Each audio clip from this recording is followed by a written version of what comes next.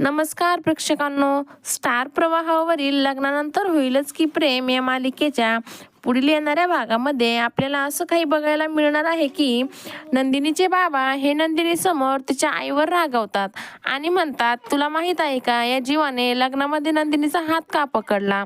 तर त्याला फक्त दुसऱ्यांची सहानुभूती मिळवायची होती. आता नंदिनी सोबतच्या नात्याचा तो गैरफायदा घेत आहे आणि सोशल मीडियामध्ये स्वतःची प्रसिद्धी मिळवण्याकरता ते हे सर्व काही करत आहे. तेव्हा नंदिनीला अतिशय वाईट वाटते.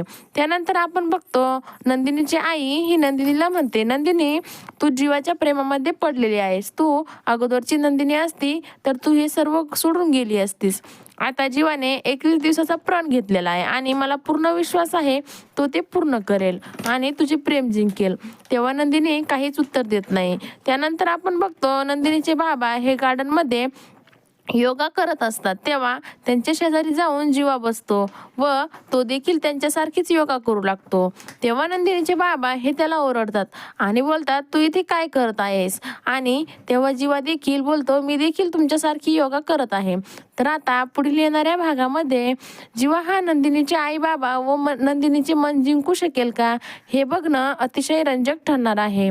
लग्नानंतर होईलच की प्रेम या मालिकेच्या नवनवीन अपडेट्स पाहण्यासाठी आमच्या चॅनलला लाईक करा, शेअर करा आणि व्हिडिओ आवडल्यास सबस्क्राईब करायला विसरू नका. धन्यवाद.